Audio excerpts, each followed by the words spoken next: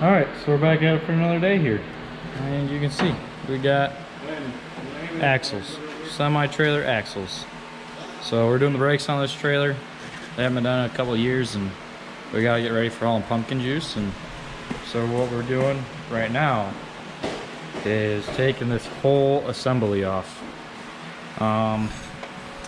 We don't usually do it this way because it's kind of a pain, but you can see here, some of these, yeah, that right there. Oh yeah, they're not supposed to do that. And that one's not supposed to do that. And that one does it. And this one does it. And this one kind of does if you have the impact on it. All our studs came out of the back of the hub. So now the fun thing is taking this little doodad here. You got to get it under the tire.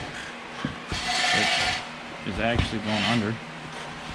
So you stick it under like that, put this slide system rail on it, and stick it under, and then you lower it back down and slide it out. So that's how that works. Always real exciting.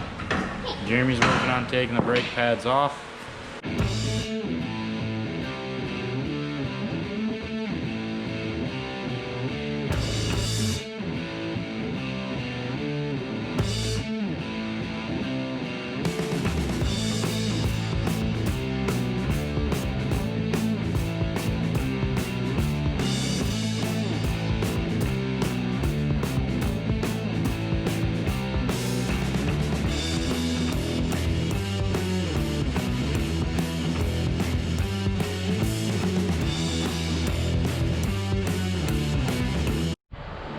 Alright, so we got this set of duals off. Took a little more fighting than we thought it was going to. It actually took 4 of us. The seal or the bearing just did not want to let go of the axle. So, I mean, it's off. We also didn't have the brakes backed off all the way. That probably didn't help. So I think where we left off was we were trying to get one of these hubs off. One of these off, maybe. No, it was a set of duals is what it was. Anyways, we got that off, and we got the other side off as well. So we're down to, oh man, look at that big old goober of grease. Just kind of bury that back up. Hey, hopefully it's not on my shoes too bad. But we got them down to the bare axles. And when I say bare axles, we got the brakes off, the hubs off, and all the bearings and seals and all that stuff. They come off as these here. These are on the front 2 axles, the 5 spokes. We're switching over to the 10-bolt pattern here. They're just better, they hold better, we've noticed. You don't have the wedges. These wedges here, trying to hold your tire on with a lug nut. And one of these goes on a stud. We don't have that holding it on. It's a better setup, so that's what we're doing. But our biggest issue we've been having is when we go to take these off, all of the studs in the hub, these pieces right here, have been trying to work their way out. So when because they got a like a ribbed piece on them where they lock in and they're not able to spin and all. I've gone through and welded them all in. They're probably not the prettiest welds, you know, it is what it is. But all it's got to do is hold them from going out that way. So I guess I'll explain how it works, you know. So you got this is a 9,200 gallon tank, and then we got a pump here on the back. I'd open it up, but I don't know if it's 100% empty.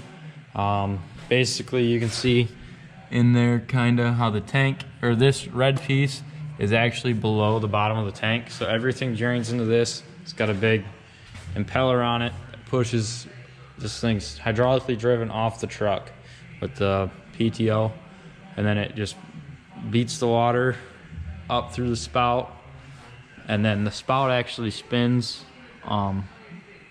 360 degrees, and that's how it works. So we got 4 different ends. We got this is for filling like spreaders out in the field, or tanks, or something else, whatever else we have that we don't actually pull these through the field. If people were hauling for have like a tractor or something that they want to use in their own spreader. That's what we use. We just use these and fill them in because they got a top spout up there. Like that box right there, that is how we fill it. We got a big hole cut up there that we just have a spout that shoots down into it. Same concept with the tank. And then we got a flat one that we can actually, it fans, it makes it like a fan across the back. It spreads like 12 or 15 feet, I want to say. And then we got a cone as well that will shoot about, it'll shoot a stream its neck down from 6-inch to 4-inch or 3-inch, something like that. And it'll shoot the water out 20 feet. So during the fall when we're getting rain, we can actually spread from the road, shoot over a ditch, and spread into a field if we have to. I mean, when we're doing pumpkin juice, it is every day from 6 a.m. till 2 p.m. or 2 a.m. So I mean, we're running 20 hours a day, and it's nonstop till a week after the first real heavy freeze. So it's never, we start about the middle of September or the 1st of September, depending on how the pumpkins are, and just go from there.